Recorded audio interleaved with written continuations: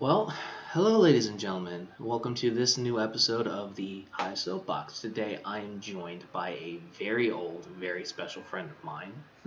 Hello, my name is Will Brock the Third. Yeah, Mr. Like all that extra bullshit. Hey, William Bryant Brock the Third. Yeah, I've got a very British, British name. Yeah, it's interesting. It's weird. You never talked about your granddaddy. That's because he shot himself when my dad was 8.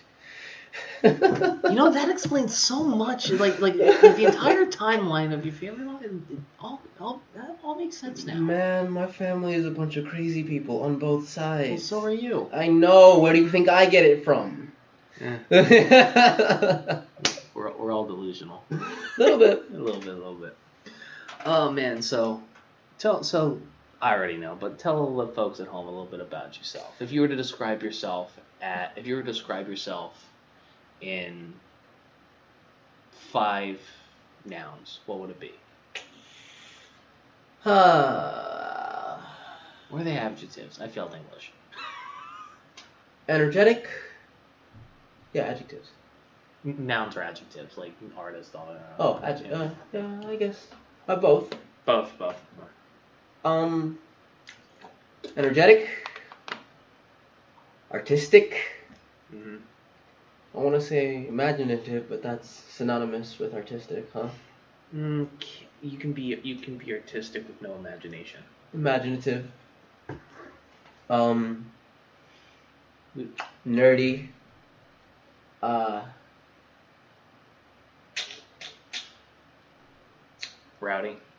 Rowdy. At times.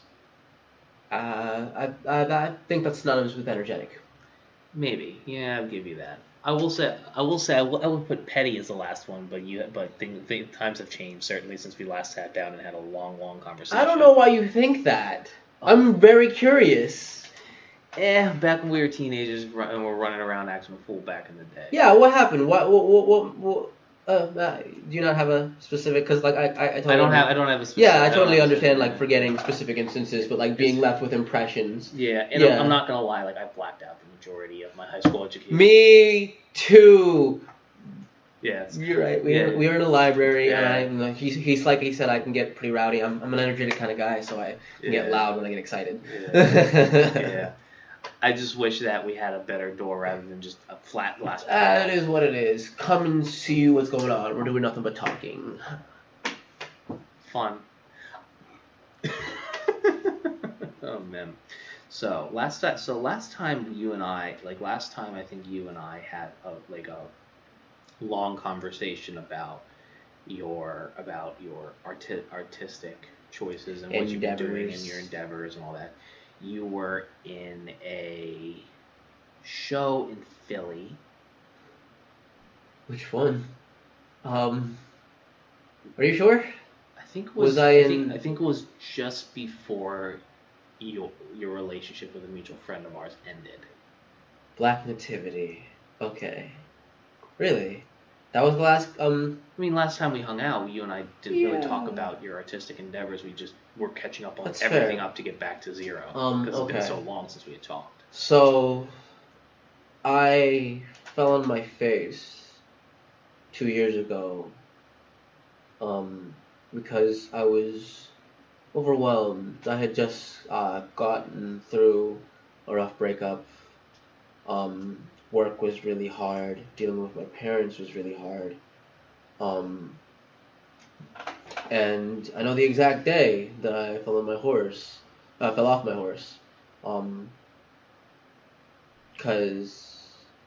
I get into that, I was going to an audition in DC, but instead of going, I just decided to go to work. After that, it was just like this spiral into depression and negative thoughts and yeah, it was not a good thing.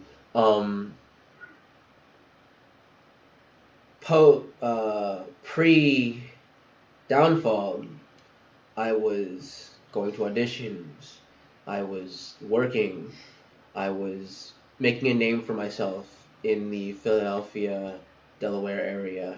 You know, I'm still getting calls today from people who have seen me in things or who have seen me at auditions who go, "Hey, Will, we're interested in having you come audition." Why don't you go? I do. Sometimes, not all the time. I do now. I do all the time now. Good. Over the course of the past 2 years, I mean, I can make all sorts. I can make all sorts of excuses. Work didn't let me go one time. One time I was out of town. It was never right. It was never. You just couldn't get off your ass. Yeah, exactly. That's different now. How is it different now, Will? What are you doing differently? I'm actively moving forward. Like from the time in that 2 year span, like I didn't care what happened to me. I was supposed to go to school, didn't care. That's like you told me you were going to college, and then that just didn't happen because the first time I didn't get my taxes done on time. Second time, we had to keep pushing it back because of money. And then I gave up. Ultimately. So then you started working full time. I was working full time before that because I worked at an elementary school. Yeah. I don't remember you saying too many fond things about your experience there. It was. You liked working with the kids and stuff. I enjoyed working with the kids. They found out that I was an actor, so they had me choreograph their school musical for 2 years. That was fun. But then I'm guessing the problem was more with the management and the adults rather than the kids, because that's how it always is. Ultimately, I didn't want to do it. That's just ultimately I wasn't happy. I get that. Like I was fine with the staff. I was like all the teachers loved me. All the kids were finally like warming up to me in the middle of the first year. It was an okay experience to be, but ultimately I would have gone crazy and ended up like my grandfather. Maybe not that extreme. No, yeah. Probably would have picked up a heavier drinking habit or something. Probably. Yeah, that's true. Yeah. It's interesting. But, yeah, no. That's the thing about myself. You know, I'm very aware of when I start things. That's gonna sound wrong, so I'm gonna change what I'm saying. I understand my mental state very well. Right. If I start something that I know is not going to be good for me, no matter how much I enjoyed in the time, I'm gonna get out of there. Yeah. Cause I can feel my sanity slipping away from me as I do these things. If that makes sense, I can't. No, I get it. It's when you get stuck in a rut. And Yeah. You just can't. Yeah. You just can't move forward. You know, it's rough. It's not, you don't feel good, but at the same time, it's like when I'm in a bad place, in a rut like that, it really just comes down to like I think laziness, where you just gotta get off your ass and do it. Depression is a vicious cycle. It is a vicious Everybody says those exact words, but it's the truth. You know, you because you're depressed, you don't want to do anything. And because you don't do anything, you're even more depressed. Right. So at the end of the day, what you have to do is you have to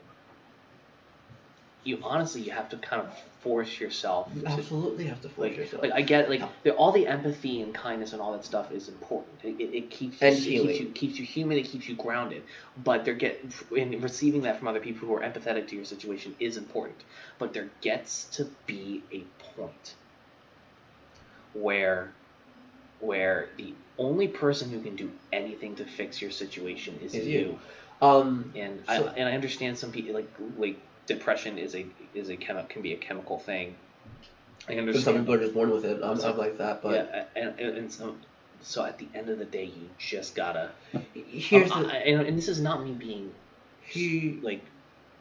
not being like apathetic of people like that, but it's just like at some one point, like the only person who can help you is yourself. Is you. Absolutely, I agree entirely. But here's the thing about that. I do think it's important to take the time to process your emotions, you know. I would argue that it's not that you need to not be depressed. I think you need to understand your depression, But once you understand your depression, you need to take the necessary steps to healing. Right. Which is the hard part. You know? Like, absolutely. Sit up in your room for a day or two, eat your ice cream, watch your anime, play your video games, do whatever. But once those 2 days are over, you've had the time to process what's going on with you. You know what's wrong. Yeah. And some of these things aren't immediate fixes, absolutely, but in my own experience, I waited too long, but I'm now taking necessary steps in order to heal myself. I'm going to auditions again. I just went to an audition last week. I remember you used to write screenplays. I remember you used to write TV shows. I remember you used to write skits. So many ideas, but I don't know what to do with them. I don't know where to go. I don't know where to start. Take the one. If I could make a suggestion, please. Take the one that costs the least amount of budget. Preferably nothing. You could just record it at home when nobody's home. The least amount of people. 2-3 people. Call 2-3 buddies over who you know are competent and will be willing to help you. Record it. Yeah. Put it on YouTube. That's what I've been thinking about. Just doing an all black dress too. You know, this is kind of accents of color here and there. Well, this is kind of like my big thing. It's like a dark room. I've said this multiple times, I think, on the podcast, but I'm just gonna say it again for you too. For this one, is a lot of people wanted to do a podcast with me, and I kept trying to, and I kept relying on them to set it up, and then when they weren't setting it up, I was trying to schedule it, saying, hey, let's do that, and they say, no, I got to. I'm just like, you know what? Fuck everybody. Yeah, do it. I'm just gonna do it on my own, and now guess what? I have creative control. I'm the one in charge. I can interview who I want, when I want, when time permits. Absolutely. You know, so I love talking to interesting people. I love having deep conversations, and this allows that. Yeah. And it allows me to share how awesome these other people are at the same time. You know. Well, all they're getting is my sob story. but we work. You are one of the. You, along with Brian Ortega, are two of the most creatively inclined, driven people. But I will say, the difference between you and Brian is more driven on the business aspect, and you're more driven on the artistic. Absolutely. You know, it's if I were to liken it in terms of hip hop, I would say you are a Biggie or a Tupac Shakur in the terms of just you live and die for the art. You care about the art first. I would consider Brian a Nipsey or a Dr. Dre. Yeah, the music's important, but let's make this bread. You know, bang comes first. Business and hustle comes first. Yeah. You know, Brian may not ever write anything as great as you. Oh, don't say that. But he will build things that will stand the test of time. Yeah. That people will remember, and he may not be remembered for his acting or his music. He will be remembered for what he built and what he did for others. People will remember him fondly because of that. People will remember you fondly because of what you wrote and what you produced and what you created in terms of in their heart and the importance for those people. Both of them are extremely valuable for different reasons. Yeah. Both of you suffer from the same problem I do. Getting off your ass and doing shit. Yeah. Both of you do. I love you both like brothers, but my fucking God, y'all need to get your shit together. It was together. easier when you were a kid. You didn't have to worry about all the pressures of being an adult. You say the pressures of being an adult. You don't understand those words as a kid, but now that I speak them as a man. Taxes are a bitch. Oh my God. Are you shitting me, dude? I have to pay quarterly taxes. It's just TurboTax doesn't help. Isn't the greatest thing. It's okay. I'm adjusting it. Sometimes it takes me a while to adapt, but I'm adapting. But you do what you gotta do. Absolutely. And I have literally all of my life left. Exactly. I would have all that time forever, but that's what the time that I have right now. You know, and it's the way I kind of see it is our 20s is the time for us to lay the groundwork for the rest of our lives. You know, it's like, I don't know about you, but I'm not going out every night. I'm not drinking. I'm not drowning in pussy or dick if you like that. Like, my thing is that my passion is my work. And I mean, I like video games. I like nerdy shit. I like all that. But I don't even enjoy it like as much as I used to. I enjoy. You know what you know what I enjoy about playing video games now? The fact that I can record them and put them on YouTube. There's a different type of feeling when I feel like a different type of feeling I have when playing a game when in the back of my head someone might be watching this. Yeah. It's interesting. It's very interesting. You know, I've thought about streaming, just cause like I love to play video games, and I've always thought about how. And you know what? It would probably do if you set 2 times a week to play video games. Instead of being times and you played video games not only the other times, but you played those 2 days when you're streaming, and those 2 times a week, those days every time without fail. That consistency will grow you an audience. You post about on social media and do all that noise. I could probably commit to that, but I don't know if I want to. But you know what? Because it would turn a time sink into something time neutral and maybe eventually something time positive. Yeah, you're right. Like, I keep thinking I don't want to like give all my time to video games like that, but like I'm already doing that, so why not make money off of it? You know, anything, and you know, you have a Windows computer, right? Yeah. Gotcha. So, and this is for anybody at home who's listening. This is a little tip for you guys too. If you press the Windows key and then the G key, something. The only reason I'm not showing you not at the same time. Like you guys know, you do at the same time. Okay. It pulls up a menu that'll allow you to hit a button that'll allow you to record, screenshot, and start streaming. Oh. Granted, you're not going to be streaming on Twitch. You're going to be streaming on Mixer, but whatever. I mean, since Mixer has less people, it's less saturation. Oh, fair enough. Just saying. Yeah, I'm also paranoid to start streaming because, like, I'm terrified that somebody's going to call a SWAT team and they're going to come to my house. No, you know what you do? You use an IP scrambler, or use a VPN, or you know what, even better, use a fucking VPN. Yeah. I use a VPN. I watched that shit happen too many times. Yeah, this is why you use a VPN. Okay, fair enough. It costs $10 a month. It allows you to go into like places that have a firewall, scramble it, and you can go on like anywhere that like prevents you from normally going anywhere else. It's perfect. It's great. I use it at school all the time. I'm playing Elder Scrolls Online in the middle of the cafeteria when there's no way in hell you're supposed to be able to connect to Elder Scrolls Online. That's hilarious. Yeah, it's great. You a WoW guy at all? No, I would have loved to have been, but I didn't have a computer until I was 14. Did you try WoW Classic? I did. It was interesting. I can appreciate it. So what do you mean WoW Classic? What is the difference between World of Warcraft and World of Warcraft Classic? So WoW Classic is base game, no expansions ever released. Oh. Yeah. Oh. How is it? A product of its time. Naturally. But I can see why people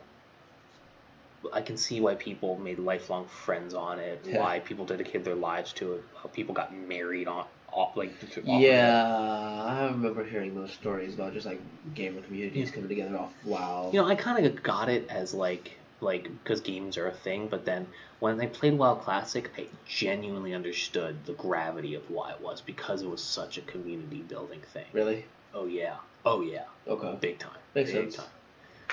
No, I've always only ever had single player games. You know, starting out with GameCube. You got a Switch? I have a Switch. You gonna get a Sword or Shield when it comes out? Probably. I probably am too. I'm not happy about their choice of the national dex, but I was thinking about getting Let's Go Pikachu and Let's Go Eevee. But then I saw what the characters looked like. No, hard pass. Hard pass. I got it just because I wanted something to itch my Pokemon like thing until. Yeah, that's why I just I get loud again. It's fine. I have a need for nostalgia right now. That's why I just got my DS and went and got the digital copy of Red, so that I can play through Red. I've never played through Red or Gold, or my first generation was Hoenn. I have a spare cup. The battery's dead, so no timed events and stuff. Yeah, mine too. That was the problem with mine. It was Sapphire. But the nice thing about them though is that at least they still play. Unlike the. Oh my god, that was great. Like I can go get. You should get your game. You should get your Game Boy. I got a link cable. I don't have a Game Boy. You want to borrow one? I got an SP you can borrow. No, I don't want to borrow your SP. I showed you an SP. I know, but I really, really want it. But I already have my impulse buy. I don't need another one. You just can't just go 2 months without an impulse buy. Okay. That's the fucker, man. I sent you the link. So just for people who are listening at home, I showed him a listing on the Facebook Marketplace for a Game Boy Advance SP. It was my favorite color too. Red. A copy of Super Mario Bros. 3 for the Game Boy. A copy of Pokemon Ruby. And it came with Emerald as well. What was the fourth game? Was it another Pokemon game? It was a Pokemon hack. It was like somebody took a hacked ROM and put it on there. Yeah. So. I would love to. I would want to make sure that like it's. Yeah. I wanted it. I really wanted it. Yeah. But I just bought Pokemon Red. Granted, it was only $10, but it was my impulse buy. Well, we're now in October, so. I bought Red last week. So. Or like the same day you sent it to me. That was September. The day you sent me the Game Boy. Yeah, it was September. Oh, so. I thought we were talking about the one that you sent me like 2 days ago. Yeah, the one I did today 2 days ago. It was September. Shut up. I forgot what time of the year it was.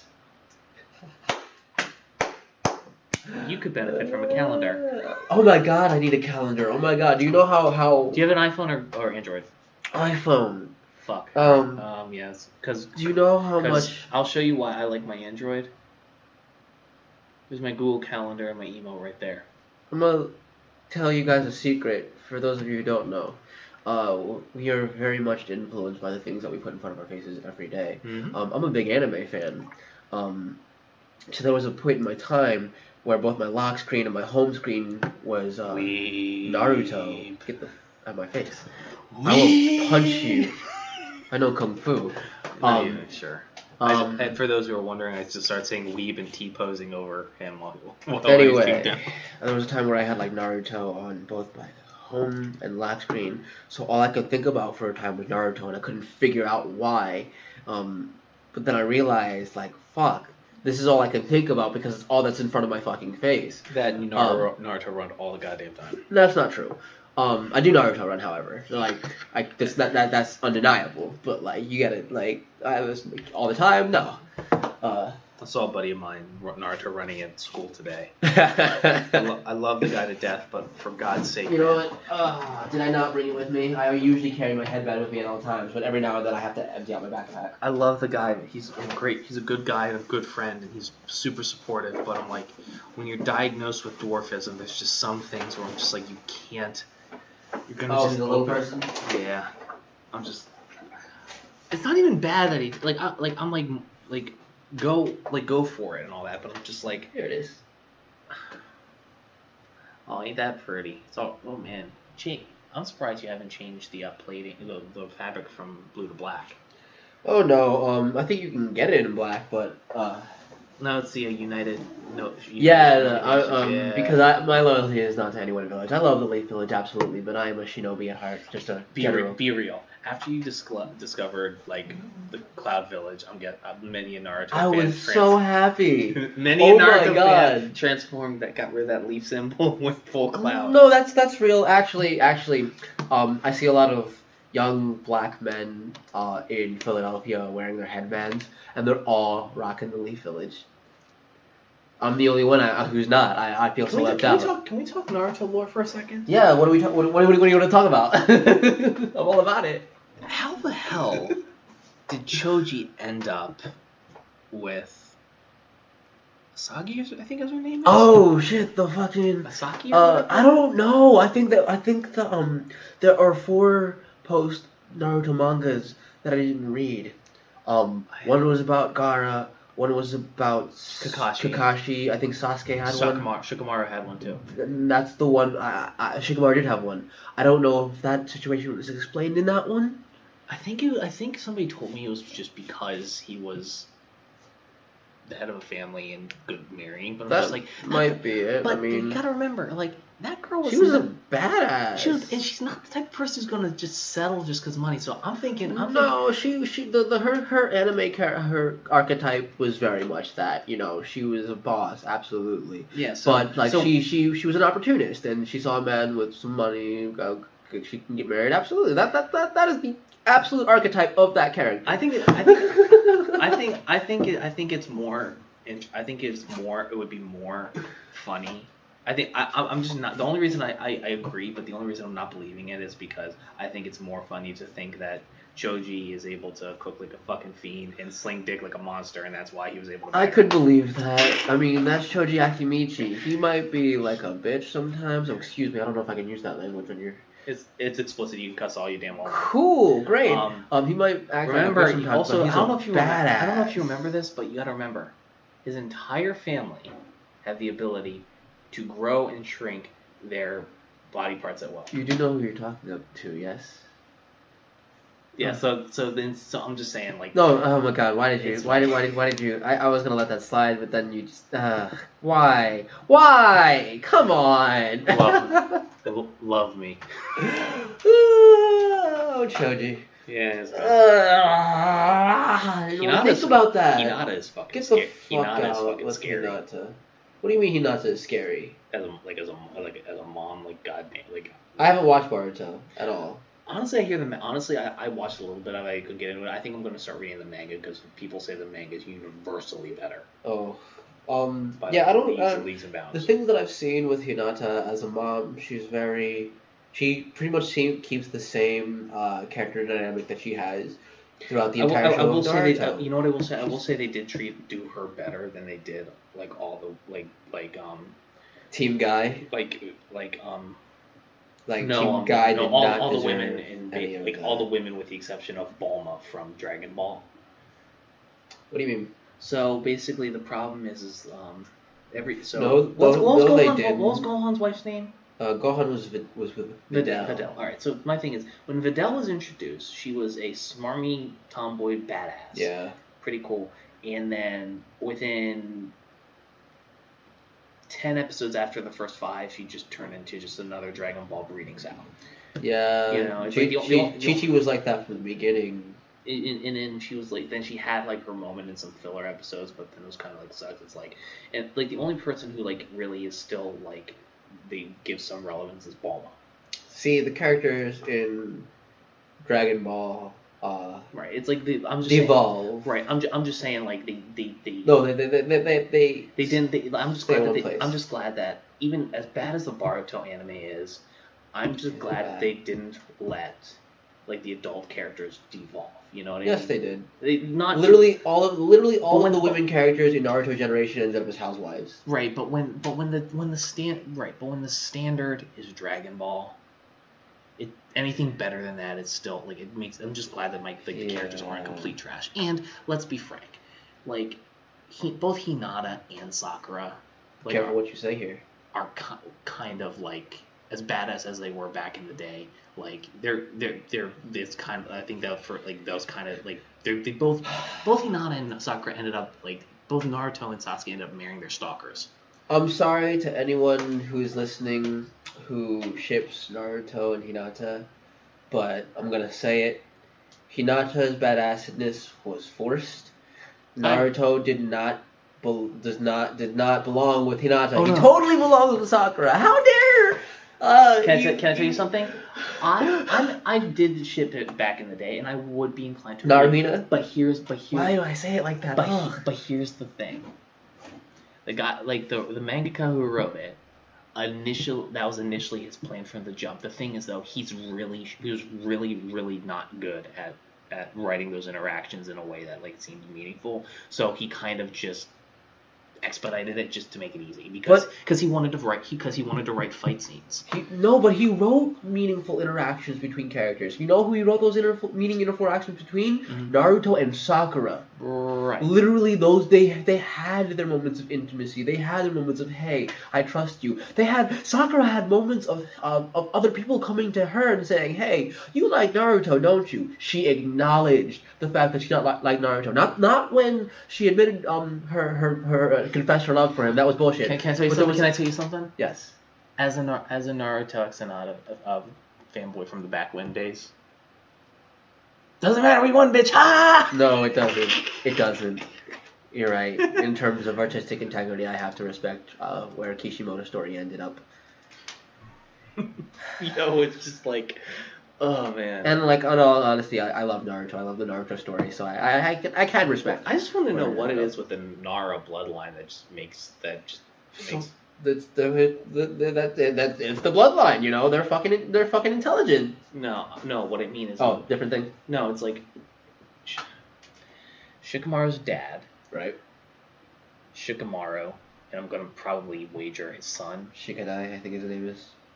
All like loud, brash, forceful women. It's interesting. Well, that's a thing. Yeah, you know, generally men are into the same kind of women that their fathers are into, as a general thing. So that often means the women that resemble their mother. I mean, let's pulling away from the Naruto bit for like, it's kind of, I've always found that kind of. Because we could have gone on with that for a long time. We could have, and I feel like we've lost like anybody who is listening to this is like left by this point. Sorry, not sorry. It is what it is. But point being, what was I gonna say? I don't know. I remember. I've always found it interesting how people look for.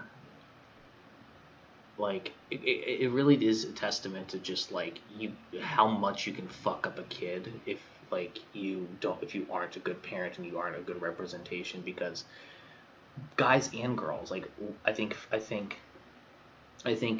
regardless of your sexuality, it's like what you look for a piece of your parents in your partner. Yeah. You know, sometimes it's the piece that they couldn't give you. You know, this person reminds you so much of them, and they can give you this extra bit of right. It's whatever. like if your mother or father was an asshole, you're like you're probably gonna end up dating an asshole who you think you're gonna find an asshole who's just nice to you. Yeah. And sometimes it's you grow up with great parents and you look for somebody who makes you feel the same way that your parents did. You know. Yeah. I will say I am glad to this day that I have my stepfather that I imprinted on instead of my real one. You know, it's like he came in there and saved the day just in time. No, I've definitely imprinted both my parents, and they are fucking crazy. Well, yeah, it's a little scary. Yeah, it's you. I mean, yeah, it's. They can be, but I mean, I've had a conversation with your father a couple times, and I worked with your mother for a few years at a former place of employment for both of ours. And they're good at the facade thing, aren't they? Very, but I mean, at the end of the day, it leaks through, and I see it because my family, my family's fucking nuts too. So it's like I see it, and it's like. My thing is because I didn't have to deal with it growing up, I'm able to deal with their flaws when especially like it wasn't hard. Cause, you know. Oftentimes their flaws will become your flaws too. So, you gotta understand. That's helped me be more understand my parents better. You know. Yeah. Growing up, I can't. You seen anybody? Ha! No. Get laid recently? No. There's I'm super awkward. So high pot on kettle. No, this wasn't the case in high school. Yeah, if I remember correctly, you were I was super confident. You were super confident, very charismatic, and honestly, like it did. I mean, like, and that was all. And you know what was funny is like, you were dating gorgeous women during that entire time, and it's like. No, I got knocked on my ass a little bit. By some of the women I encountered after my relationship, because you encountered some real life women who aren't just like who aren't just enamored with the idea of being in a relationship. Yeah, and it was great because it set your ass straight. No, that wasn't the problem. Not gonna lie. My methods of flirting. I'm not gonna lie, and I'm only gonna say this. I'm not gonna go into detail about one of your previous relationships. I could have a long conversation in private with you about that shit. Oh, I would love to, cause like you say some shit sometimes that I'm just like, oh, we need to talk about that. Anyways. Yeah, but not on here. It's private. Anyways, I'm immature. Apparently, the ways that I flirt are a little immature. Were a little immature. So when I go to women with that immature bullshit, they don't take well. It doesn't take well. So I'm not the aggressive type. I am the bully type. Absolutely. Not just that, but like that's my go-to. You know, if you and I are getting along, then I see something that you like. Yeah, no, so something that you're a little self-conscious about. We're friends, so I know that it's not gonna hurt you. That's what I'm gonna use. I don't do that anymore because you're being an adult is different. You know what I've kind of I'm kind of at. Like, I don't want to date women younger than me. Why did I go on that rant? I'm sorry. You're just part of this podcast, being an interview and all that. Almost therapeutic in a way. But you want to know what I do? Like, I'm just like I'm not even what I do. It's just where I am. I don't really like dating women younger than me, and that given my sister turns 18 this year. Oof. God. My poor, but so it's like now it's like I just gotta like move. All right, 18 was the youngest I was willing to date. All right, I'm moving that up to 20. Oh, that's fair. You know, because not playing that game at all. But my thing is especially after like after my last relationship, I'm just at a point where I'm just like, you know, I want to friends with benefits situation as much as the next guy, but my thing is I don't want just someone I can call for a booty call. I want someone I can hang out with. Yeah. That we have, and sometimes we have sex. Like that's kind of like what all that matters. It's intimacy, you know. You know, and intimacy isn't just sex. It isn't. I mean, it is not insignificant. There is intimacy, but there is intimacy you can have that unintimate. There is unintimate in intimate sex. Correct. Yeah. There's a natural progression, and then there's just hate fucking. You know, it's like it's not, but it's obviously a spectrum, but it's just it's interesting to say the least. What are you thinking about? Nothing. I know that look on your face. No, you don't. Thinking about something. I'm thinking about someone. I don't want to think about the someone. Fair enough. Moving on. Thank you. We'll talk about that a little bit. At length later. I can't wait. I've been wanting to for a long time now. I get that. So your mindset now, when we were talking, and I'd like to talk about philosophy and faith and all that stuff. Oh my God, absolutely. Yeah, so when I first met you, let's flush this out. You were hardcore atheist. Fuck you, God! Don't talk to me. Not only you weren't hear about it. You weren't an atheist. You were an anti-theist, which is you can be an atheist and not be an asshole about it.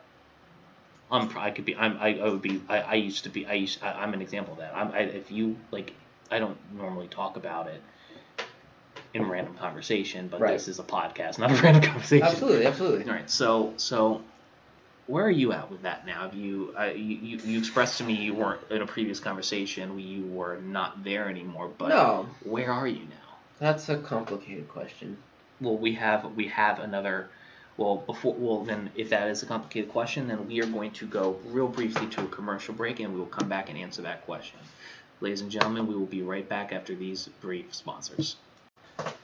Hello, ladies and gentlemen. We are back to answer a question with Mr. Will Brock III and the existential crisis I just left him with.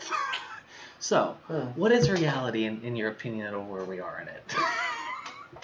But all jokes aside, where do you stand now on all that, on faith and all that?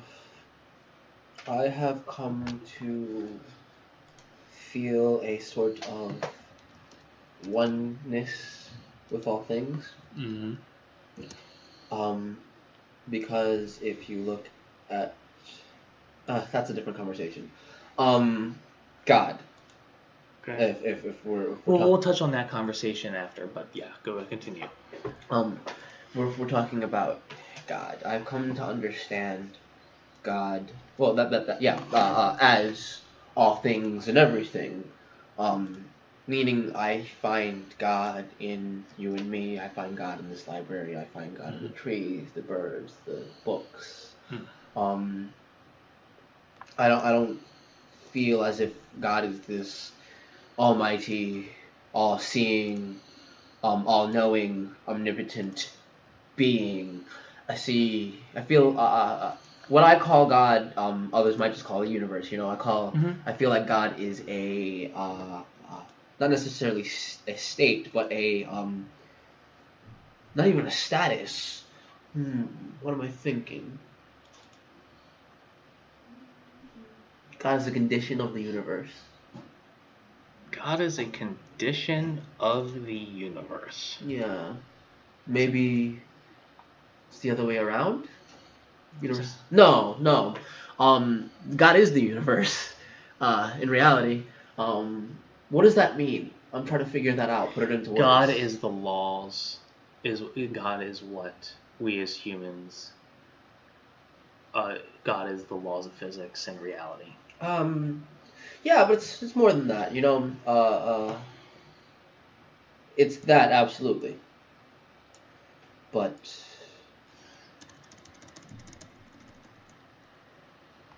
honestly, I call it God because I've got nothing else to call it. When it comes to a higher consciousness, I see you and me, and I see the blessings that we have and the hardships that we go through, and that has nothing to do with a higher consciousness. Going totally off the rails here. Well, okay. Again, sorry for the existential No, it's crisis. okay. I've never really had a chance to talk about this with another person, and I really appreciate the opportunity. Happy to provide it. I guess I'll just start from the beginning. Okay.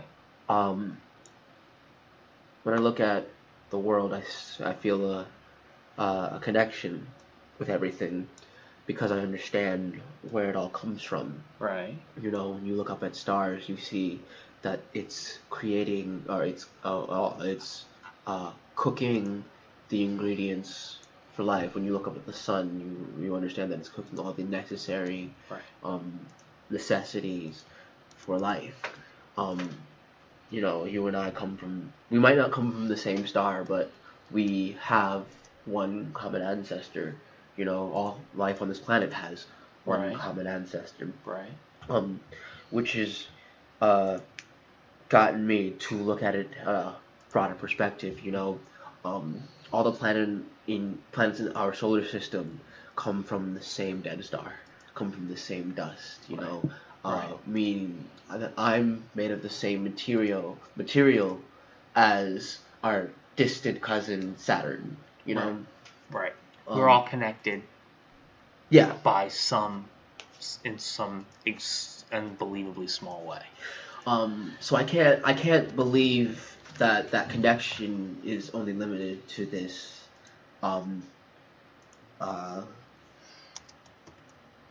even the solar system. You know, I believe that if you go back far enough, you'll see that we're all connected to one thing. Now inside this collective, that is the one thing that we are. Right. that what is it? Oxymoron? That's not the right word. Take your time. But a part of this one thing that we are, there is a amalgamation, a collective consciousness. Singularity. Yeah. We are a part of that collective consciousness, you know? Right. I am living, breathing, walking, talking Stardust. Mm-hmm. But I have access to thought. I have access to empathy. I understand that others feel the same way that I do. And I feel like without that connection, that'd be impossible. You know? Yeah. Which is why, which is where I think God comes into play. I feel like God is the connection between all things. There it is. So God is the connection of all things. Yes. And you're using God here because you don't have a better word for it. Yeah. But like there is a, or to put it more succinctly, there is a lattice of logic and purpose that connects all things in the universe. Yeah. Regardless, and you can call that whatever deity you want. It's just it's not necessarily based in a Christian theology. Absolutely, because that in itself gets pretty complicated, you know. Because when you have books that have existed for hundreds or thousands of years in some cases, and it's just been rewritten or retold or told orally over and over and over again, shit gets weird and it doesn't always line up. Well, then people talk about talking about history. People talk about God's plan, you know. Whenever you look I can't believe Drake tried to trademark that shit. Oh, whenever you look at cause and effect, you see that causes often have effects that last much longer than anybody can anticipate. Right. You know, it's the small interactions between day to day. You pissing somebody off on the bus could result in somebody going home, killing themselves, giving grief to their family. Their family suddenly is in disarray. That, in fact, we live in Delaware means it's a small community. Everybody's finding out, and so suddenly 10 years later, we think that all this has passed, but no, it comes right back. Yeah. When people talk about God's plan, I think they just see that connection, you know, those things that come back around. It's just reality, logic, reason, coincidence, luck. Yeah. How you treat other people, feelings. Diatoms are another example, you know. Right now there are blooms of diatoms in the ocean that are feeding and dying. So when that part of the ocean dries up, someday it's going to become a desert. That desert sand is going to blow across another ocean and fertilize a forest. That's what happens with the I believe it's Sahara, one of the deserts across the sea, and the Amazon rainforest. Right. Dead diatom shells they found in the desert get stirred up in sandstorms and fly across oceans. Get on a jet stream and go. And get sprinkled all over the rainforest, fertilizing the soil, giving the plants something to feed on. The whole universe runs on a scale like that. Right. The whole universe runs on that scale.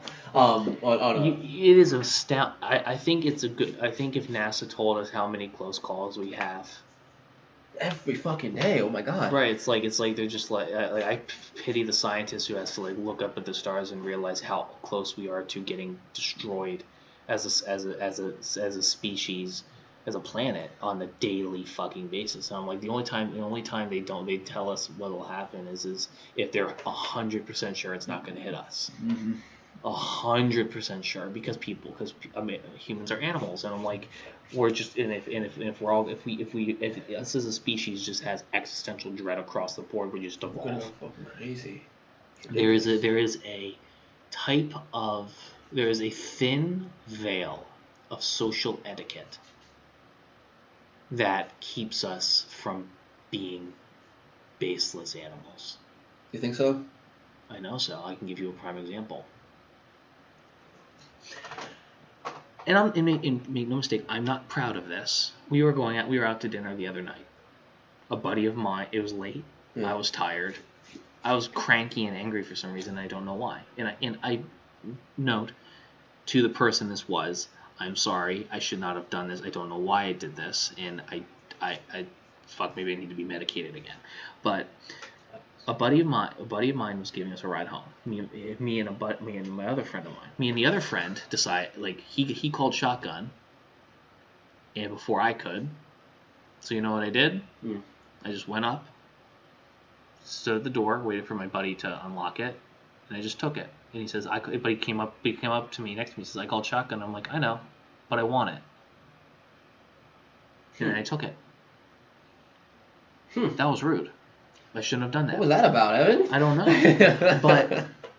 but it was in that moment I kind of realized we really do have a thin veil because I just took something I wanted from somebody I care about.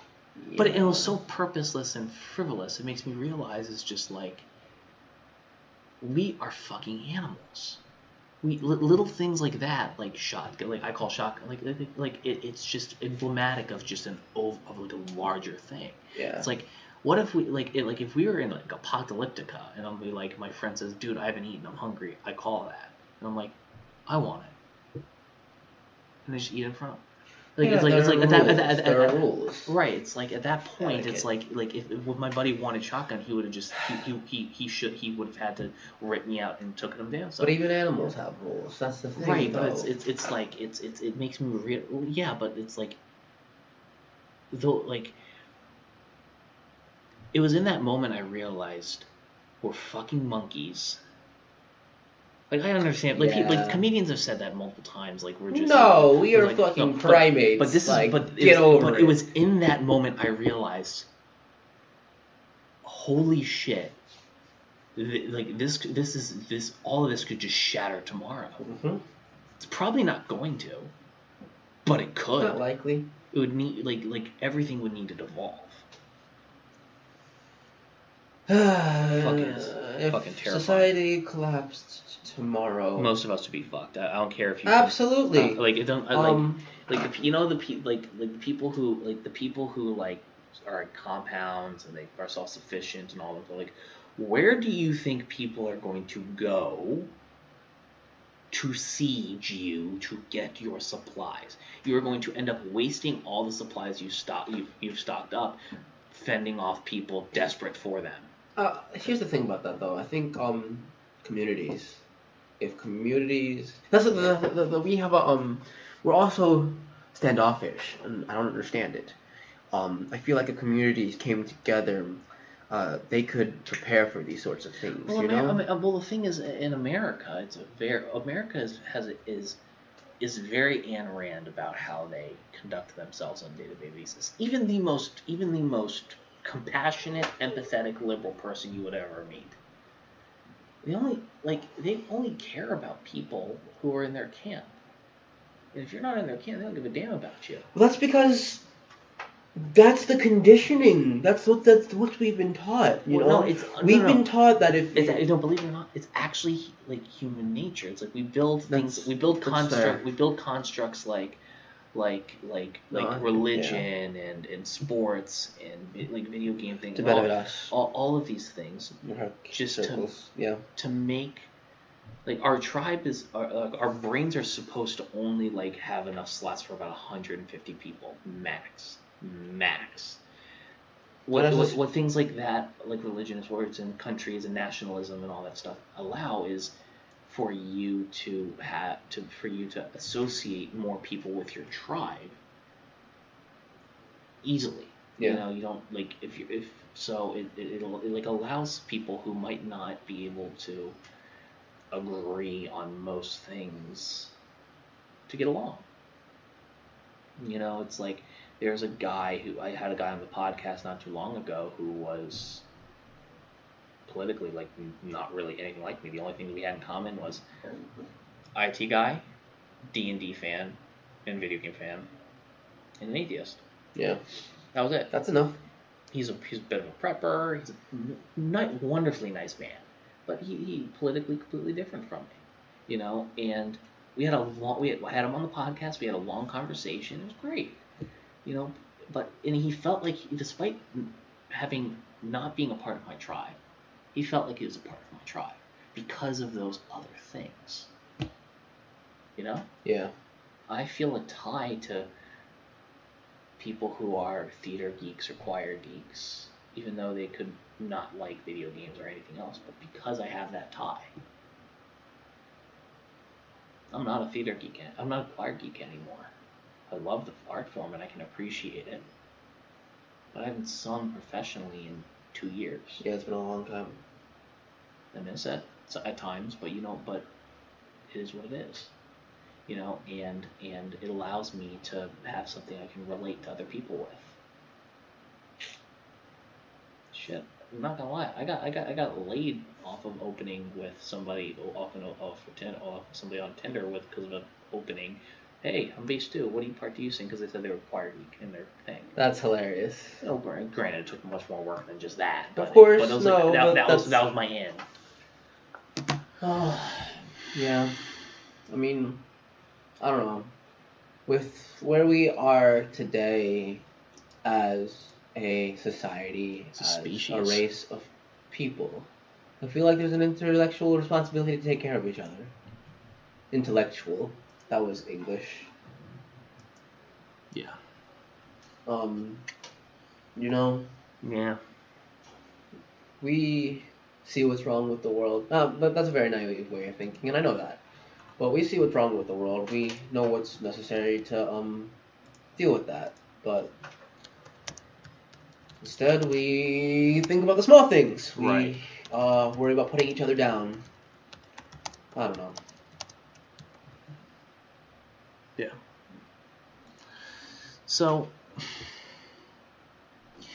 have you talked to your family about all of this stuff? About all of what stuff? I know that you, for the longest time, you never told them that you were atheist. My mom never knew that I was an atheist. My father knew, because he was an atheist. Why would your mother care? She's Catholic. And so is my mother. That doesn't mean she gives a shit. You should meet her mother. Okay, what is so you're hardcore Christian. Oh my God. I was terrified of what I would ever say, what I might ever say to her if I told her that I was an atheist. Well, you're right now you're basically an agnostic. Kinda, yeah. Basically. Yeah. I get that. So, I hear you play Smash Brothers. Oh yeah. I'm super into Smash Ultimate right now. It's the only Smash game that I've ever been into. But I'm. Oh my God, it's a lot of fun. It's so much fun. My main is Naruto. Oh my God, what if they actually did Naruto on the brain? My main is Mario. My main is definitely Mario. And I do a lot of dodging and jumping and getting out of the fucking way. Yeah. I will admit, like, Oh, man, I mean, I made Little Mac, and like it's just. Man, you can't fight Little Mac. I'm loud as shit. Yeah, you gotta tone it down a little bit, just a tad, my friend. You're gonna blow out these poor people's headphones. Oh well. Yeah. Sorry about it, but you're deaf now. That's an old John. Yeah, sorry. While we're recording, we're looking up his profile pic. That's even older. Yeah. Well, you look good. You look good in a fedora with like the neck beard kind of thing going on. Yeah, but I don't like my face is so much younger there. You look the same. That's what you say, but everyone else who sees that image sees me and says, "Oh, you look so much younger here." Yeah, it's probably also when you had like your skincare was a little different too. It was much worse. Yeah. Well, the black and white blots it out. Yeah. Anywho, moving on. Next bit is what was it? I don't know. You gotta tell me. Why are you starting your fucking podcast? What? When was that decided?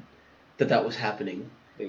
I'm sorry. Last I checked, you said you were going to do it. Last we talked about it. I said that was something that I would totally be interested in. And let's be honest, that would be something I would totally be interested in. Starting my own freaking podcast? Are you kidding me? I did it. Shit. I'd love to sit down, start talking about movies and anime and junk like that because I love talking about that junk. A good friend of mine, and friend of the podcast, Tyler Wilson, is still working on getting out his on something called In the Mind of.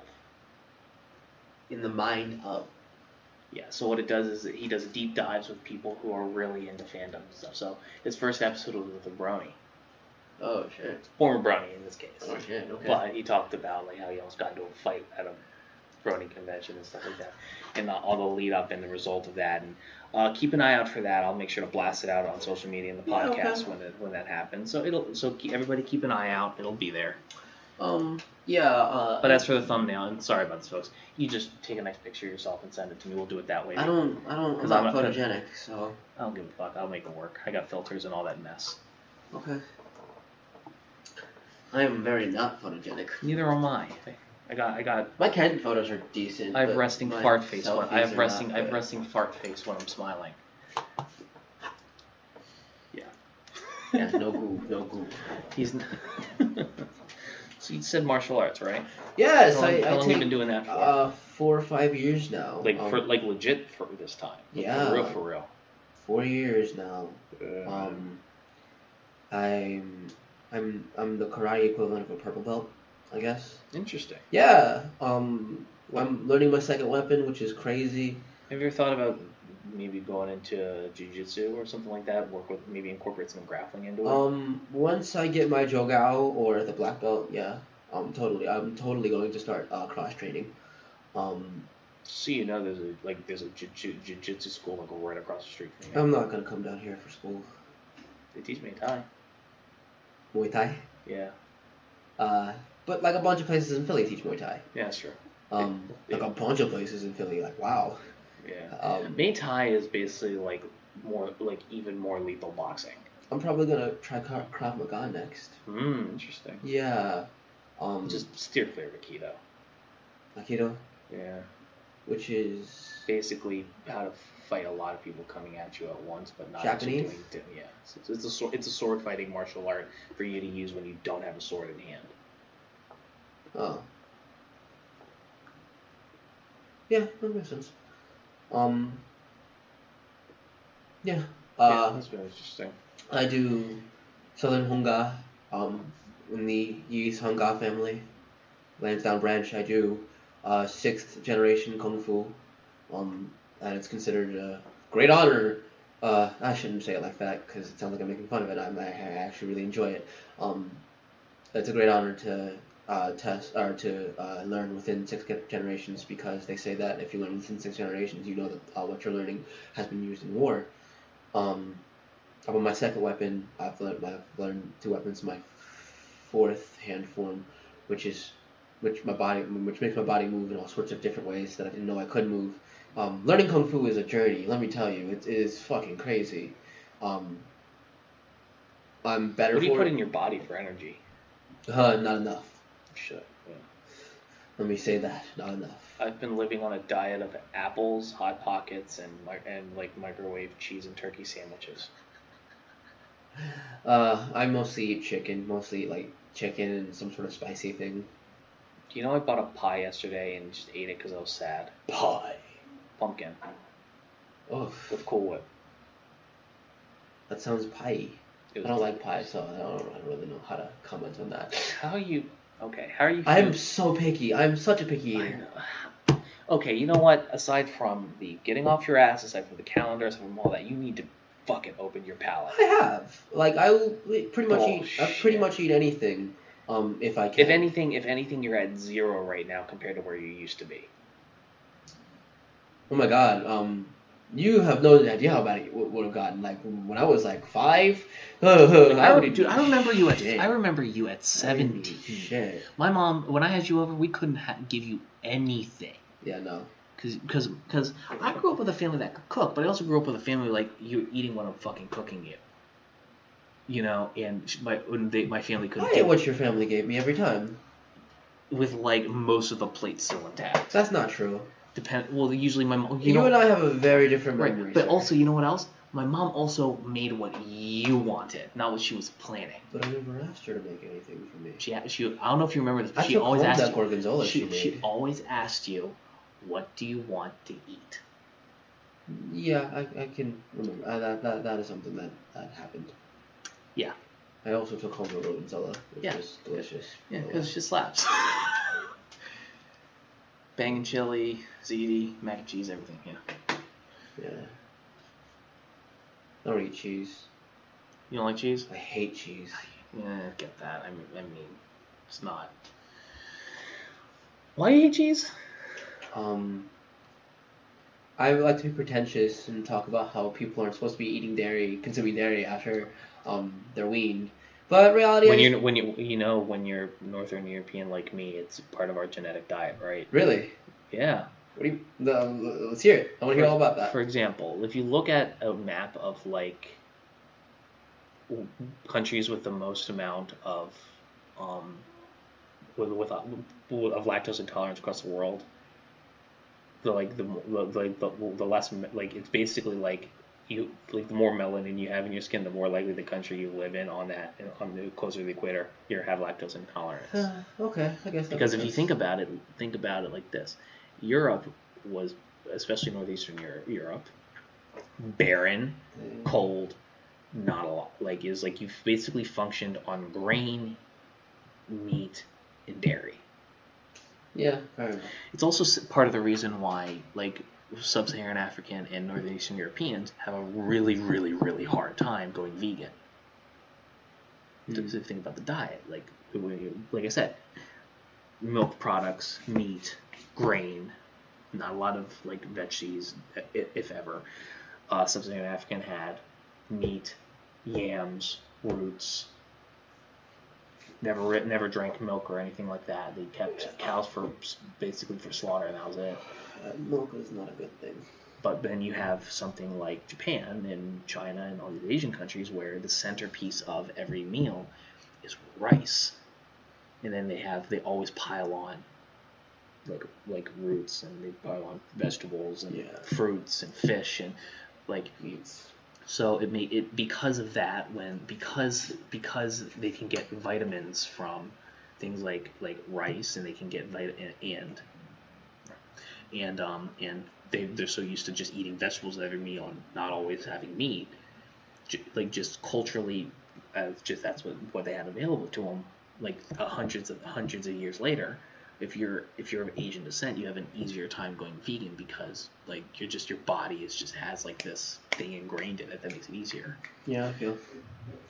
You know, like you and I, if we decided to go vegan tomorrow, we would have to take all kinds of extra pills and supplements to account for all the vitamins we're losing. I have a harder time with that because of the things that I can't eat. Right. Meanwhile, you and I don't even need to eat nearly the same amount of like fruit and like obviously we have to eat like fruit and veggies every day, but we don't need to like eat we don't need to feel like I eat an apple and I feel fine. I need to start controlling my diet better.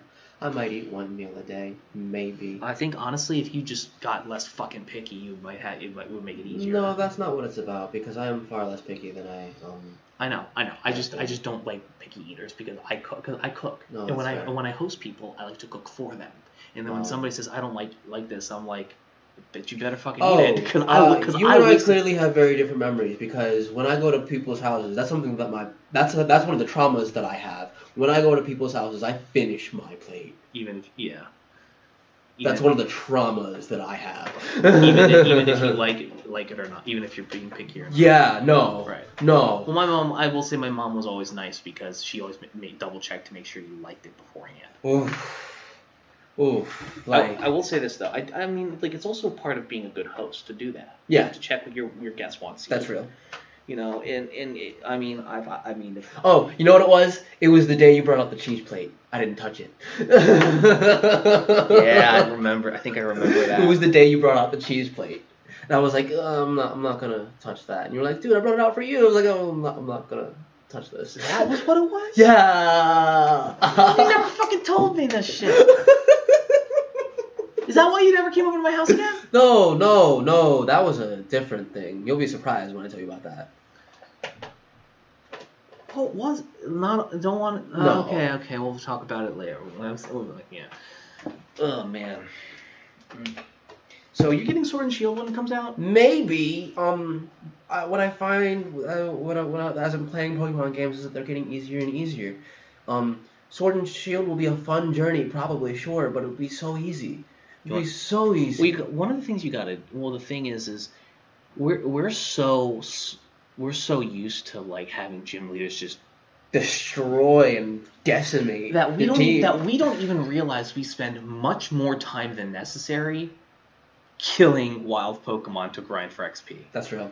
No, I even go back. Fucking Emerald, man. Oh my god, I have the grind in those games is so fucking difficult. Oh my god, and now like I think like I'm playing Red and they don't have EXP share. Do you know what you can do? You know what they have the option to do? You can turn off the EXP share. I keep it on. But you know what it does? It immediately makes the game harder. That's fair. And honestly, once you set it off and forget about it, you'll forget it's even Well, there. I used to keep it on because it only used back in when Hoenn first came out, it only worked on the Pokemon who was carrying it. Right, which was helpful. Yeah. It wasn't. Yeah. You know what I did when I sped run through Pokemon Platinum? I just had rammed my Empoleon into everything. I got a Gibble like early on. Just put an ASP share on when I got it. Just let it. I had a Garchomp as a backup in case I need. And just to beat on things, just to finish them off. And then I had 4 HM slaves. Right now I'm playing Sun. I had to restart Sun because I didn't like. Honestly, dude, I'm not gonna lie. Like, go ahead, play through it, but.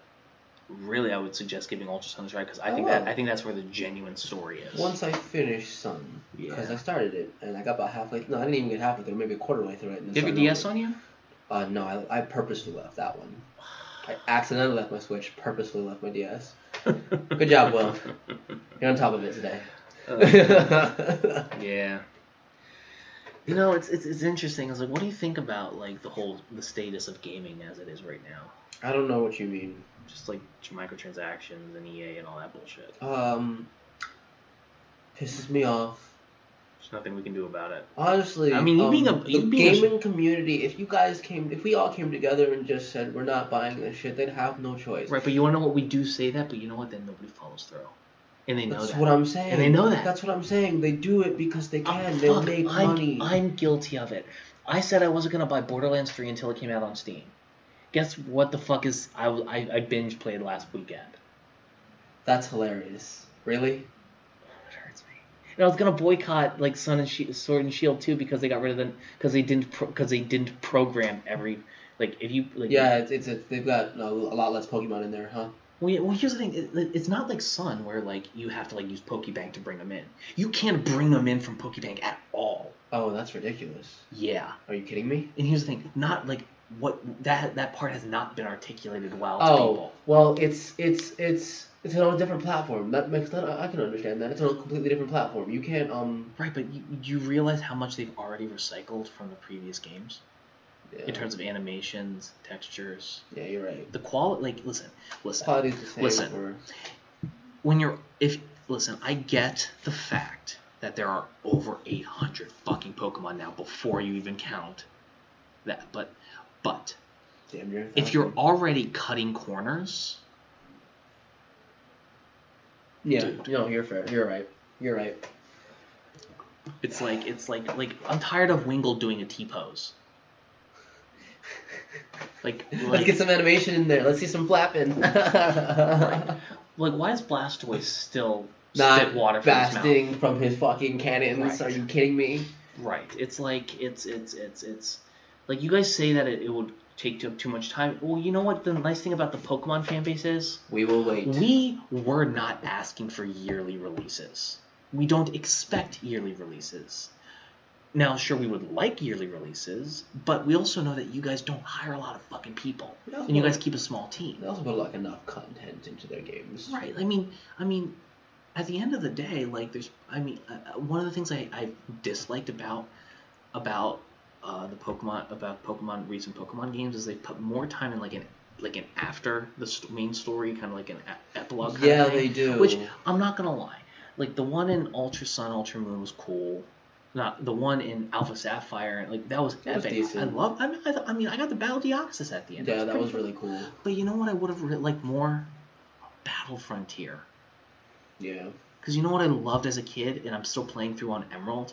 The Battle Frontier. That's fair. Because it's hard. Didn't X and Y have a Battle Frontier? No.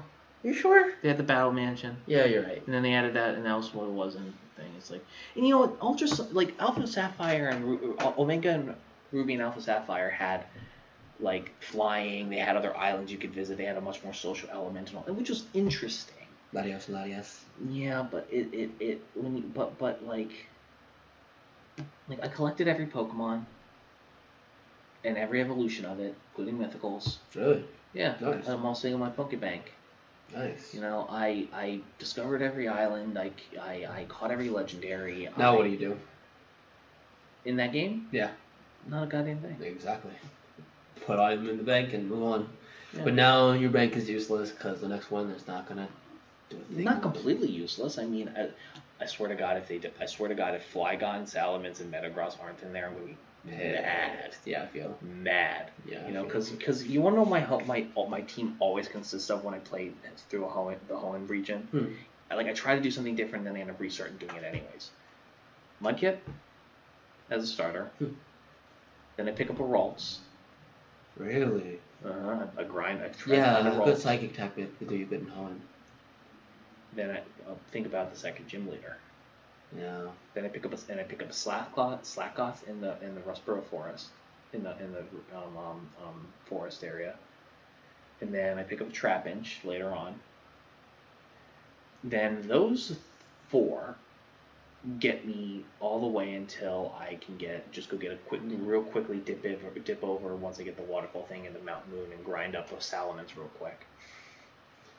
Yeah. If not that, then I just put an EXP share on it, and then up here, and then higher, and then after that, I go to Steven's house and get me a Beldum. Oh, that fucking thing. So my ideal team in Hoenn always never a legendary. I love Kyogre, Groudon, and Rayquaza, but I don't put legendaries in my team. No. My team has to be a well-balanced team that can help me through my gym.